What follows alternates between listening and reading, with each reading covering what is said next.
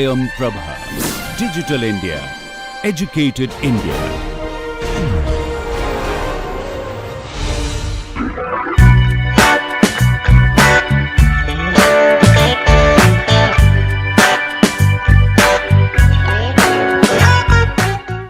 Alright guys, so I just posed you a question that you would have faced in your situation, in your real life, or you would have heard of someone saying that I faced such a situation.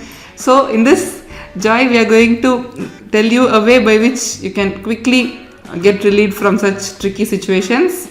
So before getting into that, actually, as I had said, we'll be seeing the prerequisites that is needed. So the libraries that I have said. So we'll go with them one by one. So the first thing is I want to get the current time. So how would I do that? So I would say I need the current time. That's the first thing I'm going to do. Current time is what I'm going to do now. So for getting the current time, we'll be using this package date time, as you had seen in the previous video. The package is from that. The date time package has the features by which we can get the current time. So we'll be importing it. Date time is a bigger package. From date time, from that bigger package, we'll be importing a smaller subset of it. Even that is named as date time. So get used to this. Also see, date time is a lengthier name, so let me abbreviate it as DT, just for a convenience sake. So this is the way I have imported. Date time is a bigger package. It has sub packages. If you just want to work with dates, you have something called date. If you just want to work with time, you have something called time, and you have a lot of things. Or maybe you can think of it. Maybe I'll say, let me say import date time. Let me say I've imported. So if I say date time dot and I press a tab, see I have plenty of options that is available. Time zone, so many options are available. This is the naive package that we have. So okay, I don't need this date time actually. I want the subset date time. This is the superset and I want the subset. So let me do this again, so that this particular thing gets imported. Now I want to display the current time. How would I do that? Simple, dt dot now. That's it. See, this is the current time, 2018 10/4/16 10:33, and this is the milliseconds count. So that is 4th October 2018. The time is 16:10. It's given in 24 hours format. Evening 4:10, 33 seconds. This many number of milliseconds. So it gives in this precision. And let us see what happens if we print it. So if I say print date time dot now, if I print it, let us say, see, it is given in a lightly organized format compared to giving us individual values in a tuple format. As you could see, it returns a sort of tuple format. Now it's giving in an organized format, and you could see this is reversed. We generally write it as 4/10/2018, and if you have used some software like Excel and all, you are supposed to give the month first followed by the date. It should be 10/4. It should be given as 10/4 and not 4/10. If you use such packages, it is giving entirely in the reverse format. Why is this so? So this is the format that is generally followed in databases. When you store date values in databases, it will first store the year, then the month, then the date. So you would have heard that computers generally are comfortable processing from right to left, right? So if you see right to left, it is the human friendly format. So probably this is the reason why databases use this storage representation. So the same representation is adopted here as well. So first comes the year, then the month, then the date. That's just the reverse of what humans are doing generally. And time comes this way, 16 hours, that is evening 4 o'clock, 11 minutes, 11 seconds, and these many number of milliseconds. That's the time. So now this is how we had got the current time. So this is nothing but the system time. Whatever was the time here in my system, this same time is being fetched. That is, when this instruction was executed, this was the exact time of the clock in my system that's being fetched here.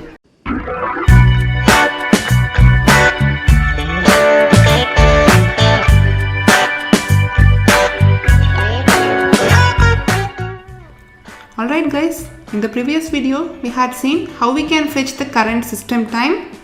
Maybe let's have a very quick recap of that too, because we'll be seeing an extension of it basically from, so let me give a recap from date time, that is a superset, import the subset date time, given the name is big, let me abbreviate it as dt, and to get the time, what did I do? I said print dt dot now. What is the time now? Is displayed. 4th October 2018, 16:22, 4:22, 17 minutes, these many milliseconds. This is the time. Alright. So if I want to know the time in some other location, say Singapore or America or whatever, I want to know the time. So what should I do?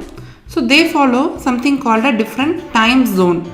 So as you know, the standard time that is calculated by the Greenwich meridian, in your school geography you would have studied using the Greenwich meridian, that 0 degree longitude is taken as a standard and time is calculated, and our Indian time is GMT, that is GMT, Greenwich Mean Time, that is a standard time, there is a standard time that is considered, and from that GMT our Indian time is ahead by 5 hours and 30 minutes. GMT plus 5:30 is our time zone. Like that, there are different time zones. So I want to know what is the time in that time zone of Singapore. So what should I do? So here I need to work with time zones, right? So I need to import something called a time zone. I need to use something called a time zone. For that I need to import the package pytz, import py for Python and tz for time zone. So I had imported it, and now I need to create a time zone object. This is how Python works. You can know of more of what is an object and all. If you had studied some course called object oriented programming, you would have an idea. If not, also you will be learning it.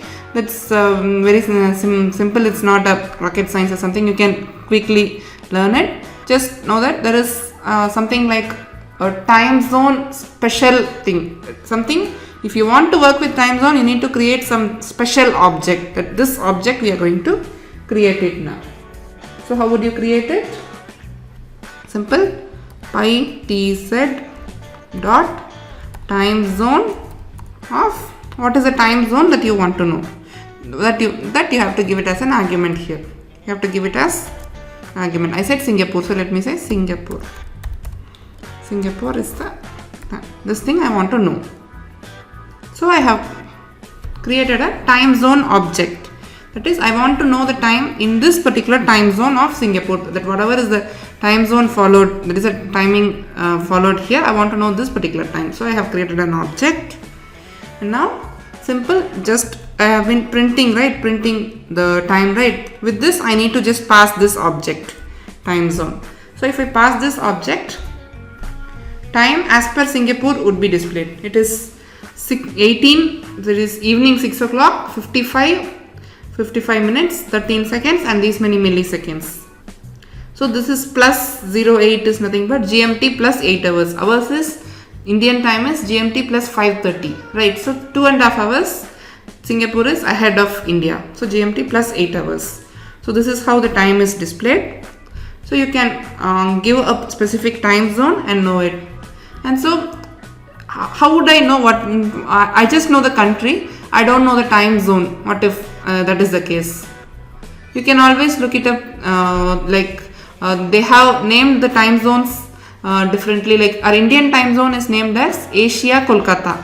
So they had given, for some time zones they had just given the name of the country. For some time zones they had given some prominent cities in that country as the identifier name, something like that. This is the identifier. Singapore is not the, this is not the time in Singapore.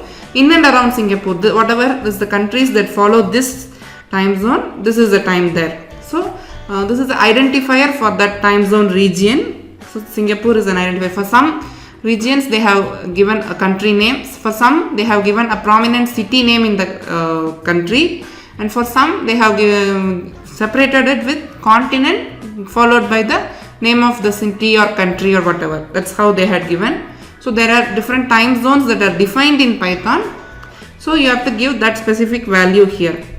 What if I don't know the time zones that are present in Python? How will I get the list of all time zones that is present in Python? Simple, even that is defined already.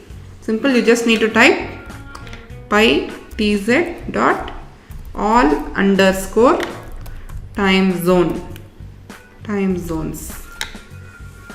Just type it. See, you got a list.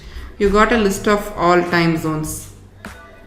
See, oh my god, there are so many. I am not able to understand where it starts even. There are so many. So okay, let me do a thing. Let me see how many are present there. So it's a list, right? So we want to know how many are present there. So we'll use the functionality length. So let me use it. Let me say length of this list. 591 time zones and 500 plus time zones are supported here in Python. So maybe there may be some variations if you have, because in my Linux system I remember getting some 570s range answer. In Windows version there is 591. Maybe there is an update to the software or whatever be that, and when you are trying there may be a variation. If there is an update you'll see a different number, but currently these many time zones are being supported in Python. So these are the different time zones. So here you can look it up as to what is the time zone that you need. See, Pacific, Portugal, Poland, Singapore, Turkey, you have different things. So you can look it up as to what this is, what is the time zone that you want to know. So Greenwich is the standard time. So Greenwich is our midpoint, and all these are behind the GMT and all these are ahead of GMT. So we'll get something like that. Oh no, they are arranged in ascending order. I'm sorry for this. I'm sorry for the info. If that is the case, then India should have come there. Given that I didn't spot India, I realized that they have arranged it in alphabetical order. So in the alphabetical order, they have arranged the names. See, Asia Kolkata is our Indian time zone. You could see it here. Asia Kolkata. This is our Indian time zone. Asia Kuala Lumpur is for Malaysia. Kuwait. You have a lot. Karachi for Pakistan. Kabul, Jerusalem. You have a lot. You can see through the list. There is some 500 plus time zones. So this is how you will be working with a time zone. Basically, you will create something called a time zone object and pass that object to your datetime.now functionality. You will be passing it to get the time as per that time zone. So in that case, what was the output? Let us just revisit it once. We had created an object and now we want to print it. What is an output? It gives the date, time, and it says what is the difference from GMT. It's plus 08 means it's 8 hours ahead of GMT. So that's what is known from here. That's what is the output that is obtained. Just that you need to create a time zone object and just pass it to the now functionality. This is how you deal with different time zones. Alright guys, the question that I had addressed initially, the suspense one, is given a date, how would you find which day it falls on? That's still pending, right? We'll see that in the next part of the video.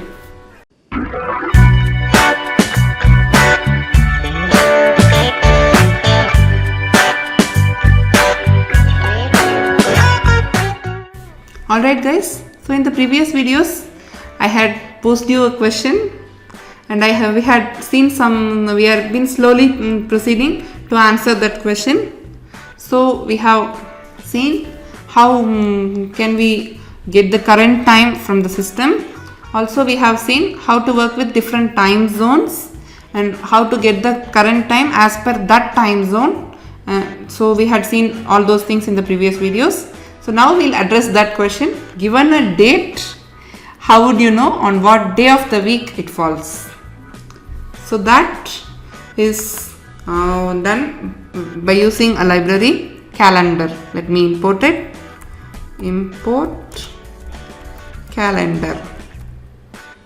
If you need, you can use a shorter name using as keyword. You can abbreviate it if needed. I just use it as a same as it is, calendar. So there is a functionality here, as you could see, calendar dot. See, so many functionalities come. If you would just give a question mark, I guess by this time you will be familiar with this.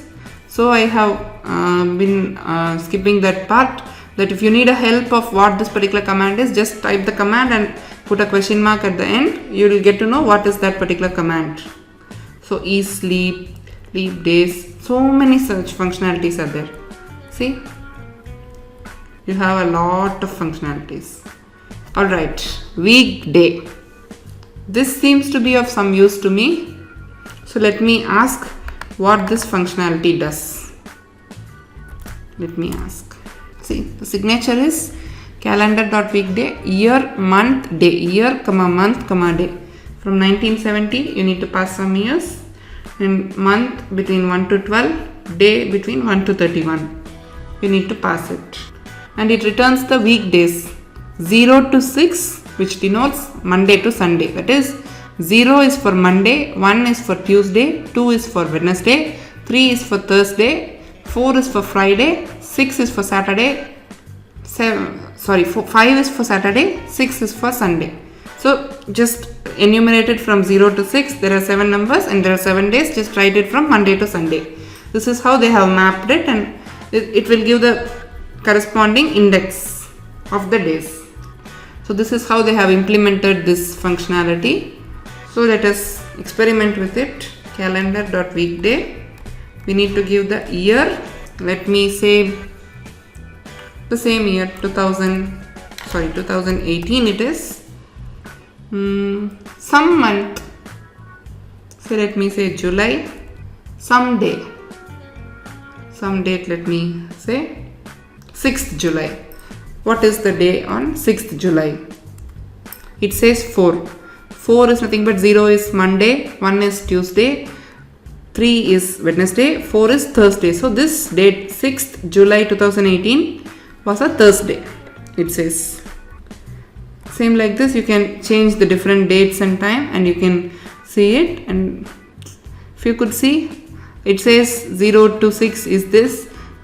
It may be trickier if it is really urgent. So we need to do something for this, right? So we'll do that in our programming screencast. How can we do that? And also there is some more intricacies that needs to be looked into. We'll see that in the upcoming part of the videos.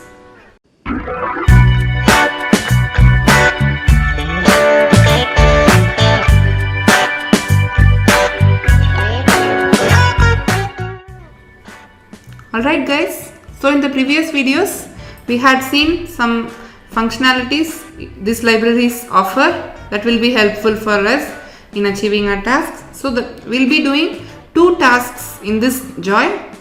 So let's go ahead with the task 1. Task 1 is, given a date, can you tell what day of the week it falls on? Is it a Monday or a Tuesday or a Wednesday or whatever? What is the day of the week that particular date falls on? Input is a date, output is you have to tell what day it falls on. That is what we want to program. We want to model it. So what is the library that we will be using? We had seen in the prerequisites as well. We have the library calendar and we have a functionality weekday that actually returns you the day on which a particular date falls.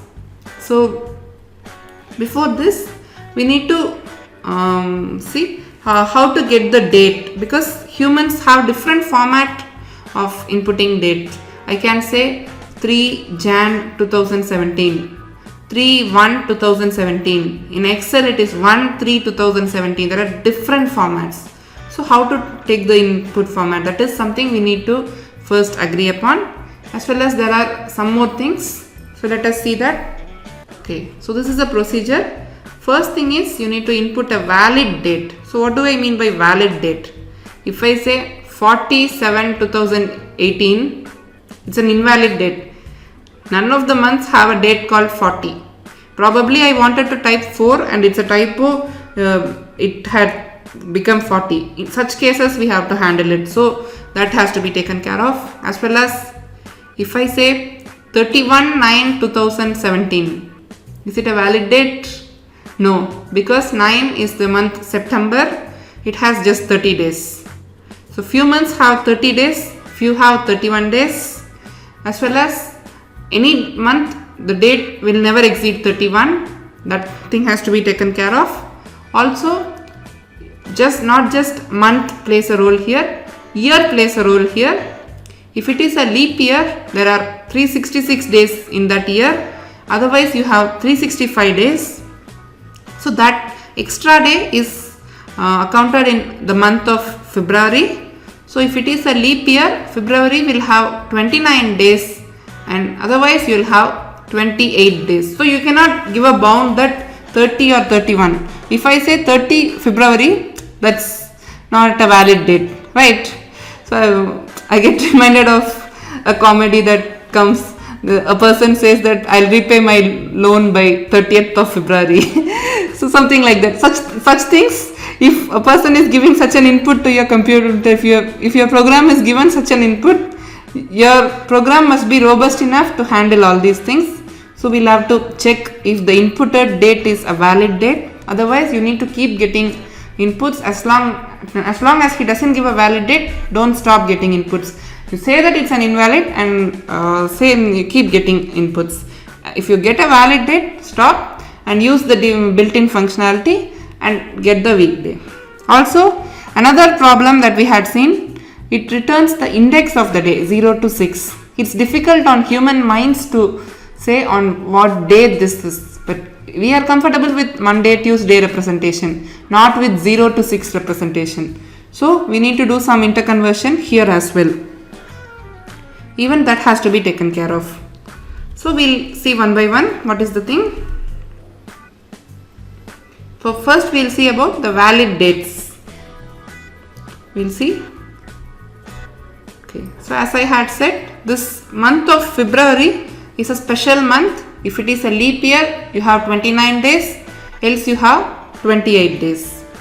And what about the other months? Okay, so the month of February is a special month. You have to decide how many number of days are present based on the year, if it is a leap year or not a leap year.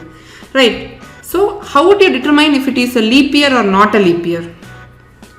I hope you are familiar with this procedure. You had seen in your birthday paradox, Joy. So but still let us revisit it. How would you detect a leap year? If it is a century year. What do I mean by century year? It is the beginning of a century, beginning of a new century, something like that. How do you detect in simple words? It ends with 2 zeros.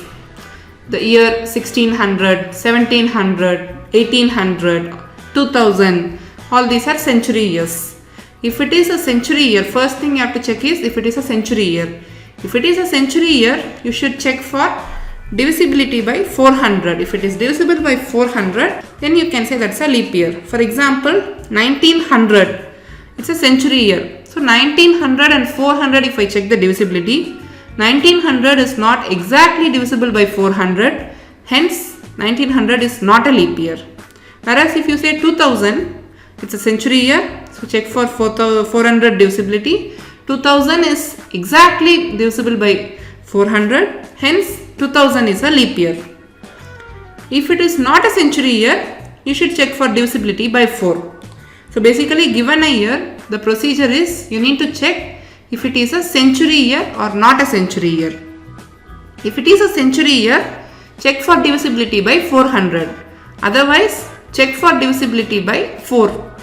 If the divisibility is not satisfied, say that it's not a leap year. If it is satisfied, say it's a leap year. This is a procedure by which we get to know if a year is a leap year or not.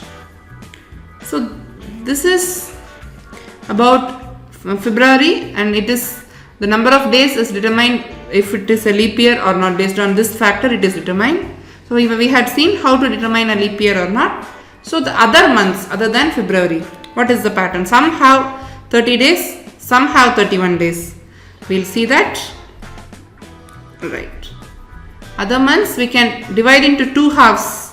So months till July, if you would see the months January, March, May, July. All these months have 31 days. They are odd numbered months. January is 1, March is 3, May is 5. They have 31 days. The other months, February we had considered earlier. So don't consider February here. Consider April, June, the other 2 months. These months are even numbered. April is number 4, month number 4. June is month number 6. These months are even numbered months. They have 30 days. This is the pattern that is observed till July. So from August there is a change in pattern. What is it? It's simply a reversal. What do I mean by that? That is this. So from August, the odd numbered months, September, November, the 9th month September and the 11th month November have 30 days, and the even numbered months from August is 8, right? So from August 8, October 10 and December 12, these months have 31 days. So this is the pattern from August. So there is a change from August till July. The pattern is reversed. Odd numbered months had 31 days and even numbered had, as you could see here. Till July, this is a pattern. Odd numbered months have 31 days and even numbered months have 30 days. From August, there is a reversal. As you could see, odd numbered months have 30 days and even numbered months have 31 days. So based on these factors, we should check if a given date is a valid date or not. So based on these factors, we have to check it and use the library function and display what is a date. What is a day? What is a day of the week given a date? That's what we'll be doing in the programming. We'll see that in the next part.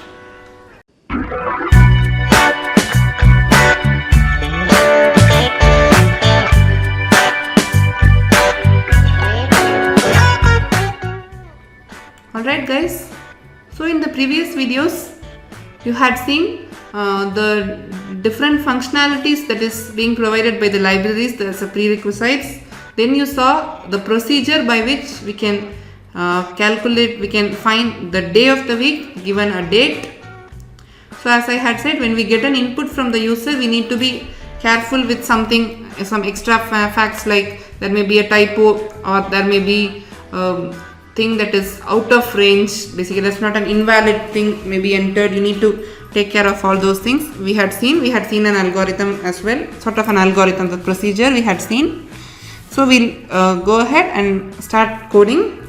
We'll get our hands dirty with coding. So let's start. So the first thing is something that is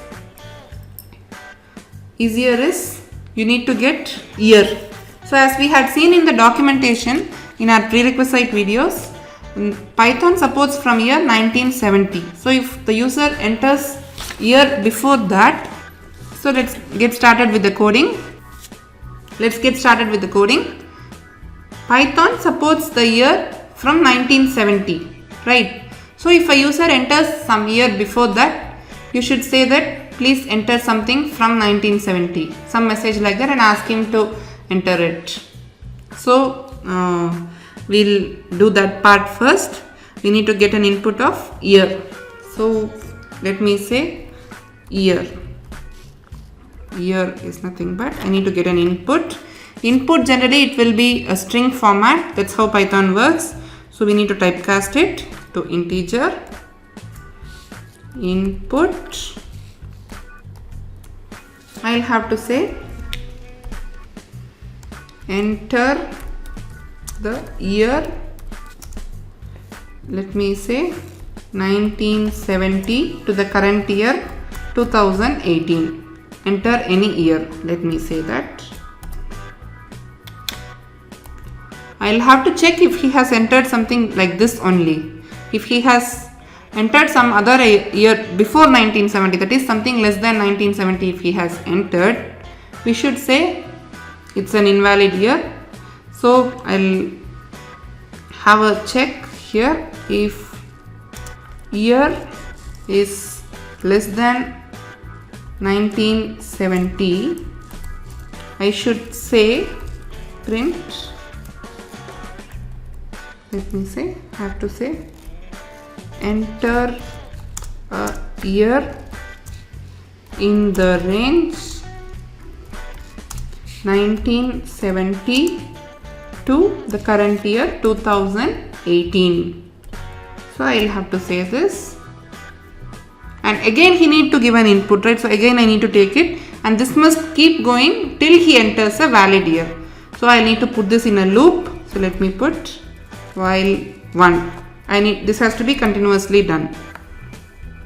But while 1 is a continuous loop. There is no 1 is nothing but indication for true. So as long as it is true, I am just giving a condition as true. So it will pass the loop and it will keep running. So when should I stop? In case he has given. So while 1 is nothing but an infinite loop, as you could see. That is, it will keep asking for inputs and keep checking. If it is an invalid input, yes, it's fine. You go ahead and ask for input again. If it is a valid input, again if you ask for input, is it something fair? No, right? We should not do that. So in that case, we have to break. We have to come out of the loop. We have to quit. So that's called break. Else. That means the year is something from 1970. That is 1970 or above. The value is something like that. Then you break out of the loop. Is what I mean. So I hope you are understanding this part. You get an input. Check if it is before the year 1970. In that case, you ask the user to enter again. If not, you come out of the loop. You do it inside an infinite loop, and once the user enters a valid year, you break, you come out of the loop. That's how the working is. So this is for year. And another thing is month. A similar pattern will follow for month as well. So let me just copy paste this block and I'll do the modifications there. Let me copy, let me paste. So here this is month, enter month. Month will take the value from 1 to 12, right? 1 to 12, right? January is the first month and December is the 12th month. It takes this value. And now the checking has to be month is less than 12. And what if someone enters -3? Is it a valid month? No, right? It has to be a positive value. So you have to check for the positive factor as well. And month is greater than 0. Greater than 0 is positive, and it should be, it's not less than 12, it's less than equal to, because the 12th month exists, right? So it should be less than equal to 12. If that is the case, it's a valid input. So I'll remove this, I'll change it. So if the month is within 12, if it is a positive value and if it is within 12, then it's a valid input. So I'll break out of the loop. Else I'll have to say print, what shall I say? Enter a valid month from 1 to 12. So let me say that. I'll say enter a valid month from 1 to 12. So that is how I got an input for month. So I hope you are understanding this snippet. It's basically you are inputting month, checking if it is within the bounds, that is it should be a positive value and the maximum allowed value is 12. If it is within the bounds, just say okay, you are done getting the input. Otherwise, you say that it's an invalid month, you have to enter some valid value. This is the range of the value and you continue asking for inputs. So that's why we are using an infinite loop. Once the input is a valid input, you break out of the loop. Right? So this is how you have to get the input for month, year, month as well as date. For checking date, you should check if it is a leap year or not. Also, you should, based on that, you have to check what is the month that is being inputted and how many days are allowed in that month. So you should check that and get the input, right? So for that, first thing we have to do is we have to check for leap year. So let us define a function for it. Leap, let me say leap is nothing but check for leap year. Check for leap year. What is the input? The given year. So I have to check for leap year. Then same like this, I have to get the input for date basically. So I have to get date, let me say date. Enter the date. And for date, we don't have a fixed range, something like that. So let me remove this part. But still you should check if it is a valid date or not. So let me say I'll use a function here as well. I'll use a function check valid date. So what are the factors that determine if it is a valid date or not? The entered value of date, then the month, the entered value of date, the month and the year, and the factor that it is a leap year or not. All these factors determine if it is a valid date or not. So based on that, determine if it is a valid date. If it is a valid date, you break, that is you are done taking the inputs. Otherwise, you have to say that you have to enter a valid date. Enter a valid date. This has to be the message that has to be printed. I hope you are understanding the flow. Let me just give you a very quick summary of what we have done till now. The first thing is we are taking year as an input. Python supports from 1970. So if someone enters an year before that, we'll have to say that enter an year in this range. We'll have to say that from 1970 to 2018, the current year, you enter some year. Or maybe even if he enters some other year, it's fine. But okay, let me say, let me modify this message as well, because you can enter anything after that. So let me say from 1970. That's a very nice message. From 1970. 2 is not, because currently it's 2018. If you do it after 5 years, you'll have to change. People will ask for some other years as well. So it's all defined. But anything before 1970 is not defined. From starting from 1970. This is a nice message. So anything before 1970 is not defined. After 1970, that is from 1970 and after that you can give any year as an input. So we are getting an input for year. Then we are doing it for month. We are checking if it is within the bounds 1 to 12. And as well as we have to check, we have to get the input for date. And for getting the date and checking if it is a valid date, we have various factors. What is the entered date? What is the month that has been entered previously? What is the year that has been? And if that year is a leap year or not. So first we have to check if it is a leap year. Then we have to use all these factors to determine if the date is a valid date. And once everything is valid, you are ready to use these inputs into your built-in library functions. So here, as you could see, these things, check leap, check valid date, these are undefined functionalities. We have to define them. We'll do that in the next part of the video.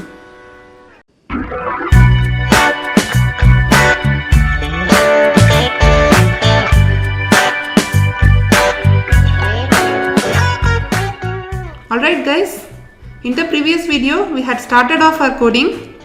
We had defined some functionalities. We had just used the names, check leap, check valid date. We'll start defining them one by one. So we'll do with check leap functionality first. So let me define it. Define check leap. It takes an year. Let me say y. It takes an year as an input. And now, so if it is a century year, you have to check for divisibility by 400. Otherwise, you have to check for divisibility by 4. That is the procedure, right? So let's check that first. Century years, as I had said, the last two digits are zeros. So that is, they are divisible by 100. That is a check we are doing. If the year is divisible by 100, year mod 100 is equal to 0. If that is the case, then it is a century year, and hence we have to check for divisibility by 400. Divisibility by 400, and if this is equal to 0, that is, if it is divisible by 400, then you just say return true. True that it is a leap year. That is, it's a century year and it is divisible by 400, hence it is a leap year. So you return true. Else, that is, the check for divisibility by 400 fails. In that case, it is not a leap year. So you should return false, right? And now, this is the procedure if it is a century year.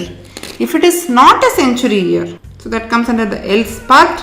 If this particular condition, divisibility by 100 fails, what if the input is 2004? It's not divisible by 100, so this would fail. So here we have to go ahead with checking for divisibility by 4. So we'll do that. If year mod 4 is equal to 0, then you return true. That is, it is a leap year.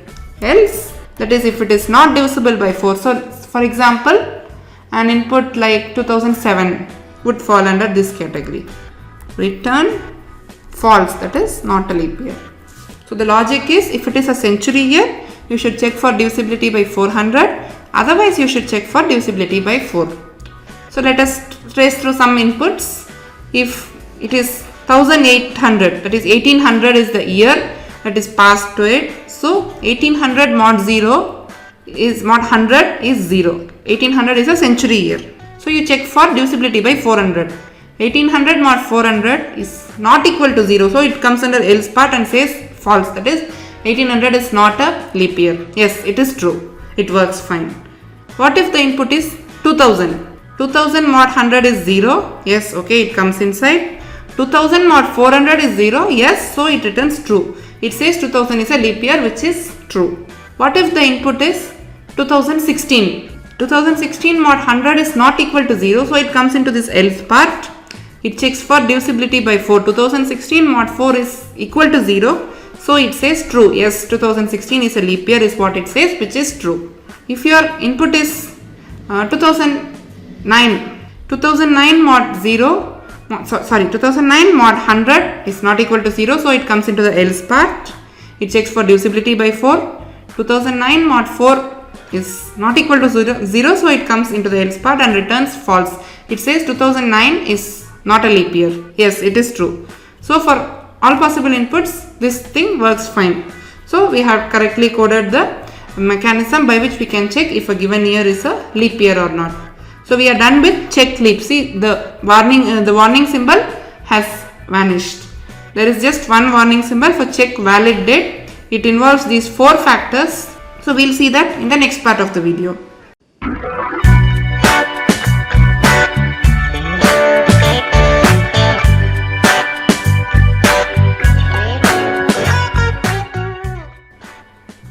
Alright guys, So in the previous video, we had seen how to check if a given year is a leap year or not. We had seen how we can do that. As you could see, if that year is a century year, you should check for divisibility by 400, else you should check for divisibility by 4. So we have realized this leap year check, right? So what is pending? We have to check if it is a valid date or not. So for checking for this, what are the parameters? Let us define. We had actually used the name, so let us define it. So let us say define check valid date. That was the name that I had used. So what are the parameters it had taken? It had taken the date. It had then taken, let us see, it had taken date, month, year and the factor that it is a leap year or not a leap year. Date, month, year and the factor that it is a leap year or not a leap year. Even here you can perform leap year check if needed, but okay, given that we had performed, we'll directly pass in that factor. That can be an alternative way by which you can code it. So I am checking if it is a valid date. I am beginning with my check. So the thing is, first thing I have to check is the special month February. It depends on if it is a leap year or not. So I should say the first check is if this is a leap year, the leap year factor, that is this functionality has returned true or false, right? So if this factor is true, if the factor L, which stands for leap year, is true, then I should first check if it is the month is February. So I should check if the entered month is equal to 2, which stands for February. If that is the case, you check what is the date that has been entered. That is a leap year and it is a February. If it is less than 30, that is up to 29 is allowed, right? So I am saying if it is less than 30, you say you return true. That is a leap year, month is February and the date entered is less than 30. So it's a valid date, so you return true. Say that it's a valid date. If this is not true, else it's not a valid date, so return false. Sorry, false has to be in caps. So this we had done check for February month. Alright, the first check that we have done now is for the month of February in case if it is a leap year. If the month is not February, what is the case? So that comes here, column number 9. So the same column number 9. See, Python indentation is important. So here if I say else, that is the input month is not February. So what is the pattern? We had seen till July there was a pattern. From August there is a change in pattern. So then that we have to capture it. Let us first categorize that into month is before August or after August. We'll categorize them into if the month is before August or after August. So August is the 8th month, right? So let us see if month is less than 8. If that is the case, if that is a month before August, that is till July. Till July what was the case? Odd numbered months had 31 days. Even numbered months had 30 days. So we'll capture that. We'll check if that is a odd numbered month. How will we check? Month mod 2 is equal to 1 if it is an odd number. In that case, you should check if the date must be maximum allowed is 31. So let's see, date is less than 32. In that case, you will say yes, it is a valid date. Return true. Right, see, it is not the February month, the special month, it's some other month only. So we have to categorize that as if it is before August or after August, that is from August. We'll have to categorize it. So if it is before August, if it is less than 8, the month is less than 8, August is the 8th month. If it is less than that, that is if it is before August, check if it is an odd numbered month or even numbered month. If it is an odd numbered month, maximum allowed date is 31. So you say if date is less than 32, it's a valid date. Return that it's a valid date. Else you return false, stating that it is an invalid date. So this is the pattern for odd numbered months. 31 days are there. If it is an even numbered month, what happens? This test will fail. So here you should say else. So this denotes the even numbered months. In even numbered months, the limit is 30 days, right? So the same thing, I'll copy paste it. I'll use the same thing. Just that there are 30 days that is allowed. So I have to change this limit as 31. So if it is less than 31, that is still 30 only will be allowed. Otherwise, it will not be allowed. This has to be there. Also, here what if someone enters a negative value? For month we had checked the negative value. So we'll check that as well. So let me check it here. Check valid date is the check I am performing. So let me say date is greater than 0. It has to be a positive value and this thing. Both the things, if it is satisfied, you say it's a valid date, otherwise say it's an invalid date. That's it. So that thing I had missed it in the previous video, so I'm including it. Please make a note of it. So okay, we'll get back to this. So what we had done till now, we checked if it is a leap year, if it is the month of February, then we allow dates till 29. So we had said this, if date is less than 30 as the limit. In that case it's a valid date, else it's an invalid date. If it is not February, we have two partitions of months. If it is before August, the odd numbered months have 31 days. Even numbered months have 30 days. That we are capturing here. This is the pattern for before August. So what if it is after August? So here I should give a else part then, right? So it's column number 13. So let me give an else part here. Column number 13, else. So this is the months. The month is from August and above. The month is 8 and above. For this part, the same thing, just that the pattern reverses. For even numbered months, you have 31 days and odd numbered months have 30 days. So let me copy paste it and let me make a very small modification. With that it's done. If that is an even numbered month, so this has to be 0. So I hope you are understanding this part. So given that you are in the 11th week, I assume that by now you are very familiar with this and you can understand it fast. That's why I am going slightly fast. But nevertheless, if you feel that you need to slow down, you can pause the video, think over it, you check the if-else conditions, you take an input, run through the flow and you will understand it. Also, this is not the only way by which we can write the code. There may be many ways, and when you have these many number of if-else, there are multiple ways by which we can wire the conditions.